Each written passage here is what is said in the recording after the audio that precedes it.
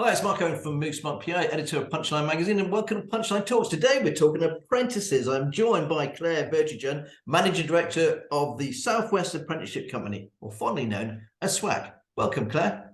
Hi. Okay, first of all, let's talk about SWAC in a nutshell. Who are you and what do you do? Okay, Southwest Apprenticeship Company. We've been around for 14 years, supporting employers and apprentices and applicants into apprenticeships. We are what the government calls an ATA, a flexi job apprenticeship agency, and we are specialist apprenticeship recruitment and employment agencies. So we support. Well, why should young people get into an apprentice? Why go the apprenticeship route? Why don't we go to uni? Because everyone seems to wants to go to uni at the end of the day. Why an apprenticeship? Well, I get asked this a lot. My son's going through it at the moment as well, so looking at his options. Biggest one is obviously earn while you learn, and going to university is for some people and it isn't for others because of different styles of learning. But doing an apprenticeship, you can actually do a degree apprenticeship the same as going to university. So you could go to the University of Gloucestershire and do a degree apprenticeship as long as you've got a company to do the employment side of it for. Does mean that you are working while you're doing it. You have 20% off the job. So you either go into college that day or you have time within the workplace to do your college work or to meet with assessor or to do online tutoring, etc. But it just means that you're getting that work experience and you're getting to use the new skills that you are being taught at college or at university and using them in the workplace on real projects in real time with real work experience. So when it comes to the end, by the time that you graduate, you've already got 2, 3, 4 years experience of working in the workplace, which you won't have if you've just gone straight to university or straight to college and done a full-time course. But isn't the pay pretty rubbish, though, being an apprentice? It's quite low pay, isn't it? I don't want to work for nothing. But it can be to start off.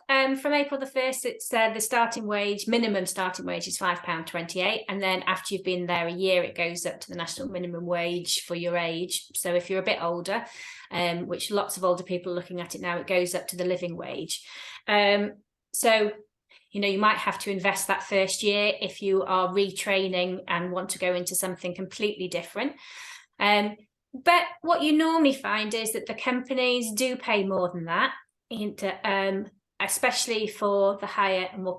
I know you're going to ask me about their levels and stuff, but especially for maybe the more higher level qualifications. But most of the employers do actually look at rewarding their apprentices. So when you've completed, you would go on to full-time pay, perhaps go on to a higher level within the company because you've got more experience and more qualifications. So it's a bit of an investment. One of the things I don't understand is all the different levels. Yeah. It's level 1, level 2, level 4. An apprenticeship starts at level 2. Yeah. Pardon? An apprenticeship starts at level 2. So a level 2 is equivalent to GCSEs. That doesn't mean that if you've done your GCSEs, oh, that's not for me kind of thing. So a level 2 is an entry point into the business world. So if you've gone and done your GCSEs, you've come out with math, English and sciences, and you want to go and do engineering, then you quite possibly would do a level 2 and a level 3 engineering apprenticeship. If you've never, I was explaining to a parent the other day, he was saying, well, why can't my son, he's got GCSEs, why can't he do a level 3 carpentry? And I said, has he ever done any carpentry at school? Did he do woodwork or anything? And he'd done nothing. And I said, yeah, so the level 2 is the underpinning of those skills that actually teach you how to do it.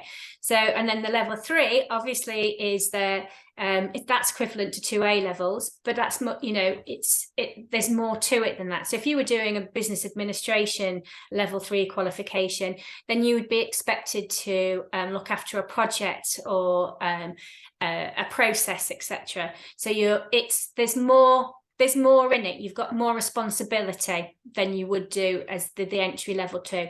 So then level 3, level 4 is can be H&D. It's like pre-apprenticeship foundation qualification.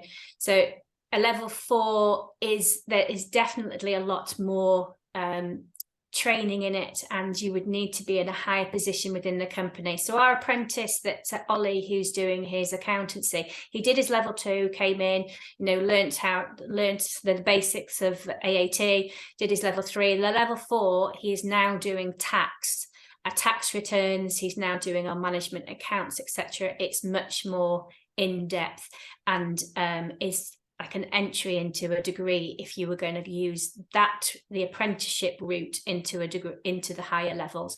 And then you've got your 5, 6 and 7s. So you've got your degrees, and then you've got your really big ones, which are your postgrads, etc., your level 7s. So if you were doing a doctor's apprenticeship, I think that's the level 6, so we're talking high level. And can you get an apprenticeship in anything? It's right. Say I don't want to be a doctor, but I want to be a paint sprayer or work at McDonald's or, Well, McDonald's has got an apprenticeship college, hasn't it, McDonald's? So you come out with a qualification from that. They're really good at making sure that all their staff are trained, and they don't pay the minimum wage, which is good as well. But there's and I've lost my train of thought on that. That's okay. I like to throw the There is this. You can do anything. So engineering, fire and rescue, IT. Obviously, there's all the business and professional sides of things. So you could, there's a solicitor route now. The accountancy route is very well. It has been around for quite a long time. A lot of the banks take on apprentices now. Construction. So all your really skilled workforce, whether that is groundworks, carpentry, plumbing, the plumbing level 3 is a course is 4 years long, and at the end of it you come out qualified as plumbing and heating engineer. So there's lots of different routes, lots to choose from, and there's lots to think about and what you want to do. I get asked all the time. Well, that's the problem, isn't it? When I was young, I wanted to be a policeman, but I was too short. Do you remember those days when we were younger? You had to be so high to be a policeman, but I couldn't make it. So I didn't really know what else I wanted to do, and that's the problem, isn't it? So if I don't know what I want to do at 16, 18, or whatever, how the hell do I choose which career to take into? But do any of us, the whole way through? I would say in our whole life of working, you have to do what you enjoy. If you enjoy what you're studying at school, if you enjoy what you're studying at college, then that really helps. It makes the time go a lot better, and you need to find a job that you like doing. And it could be, I studied art and the design side of things, and I never really wanted to be a person that was in an office or talked to people. But actually, when I tried doing work experience, I really loved it. There is I loved that side of it. I loved the finance, marketing, operations, quality, which I would never have thought actually when I was 17 at college doing art and design and reading books. I think it goes back to if you can get an internship, even for a week, or some work experience. It also gives you that soft skills, and it also teaches you whether you like to do, whether you like to work outside, inside, whether you like to be up a ladder somewhere. I think that's the broad brush. Well, we're kind of running out of time, Claire. I'm very sorry, but so I've got to ask you, what's your top tip? My top tip: research. Make sure that if you're going to do an apprenticeship, you look in to see what's involved in the qualification. Every standard now has got an endpoint assessment. That means that you need to make sure that that you understand whether at the end of it you've got an exam to sit, or it could be an interview and a presentation. Every single qualification is different. But research the company. Go and look at their website.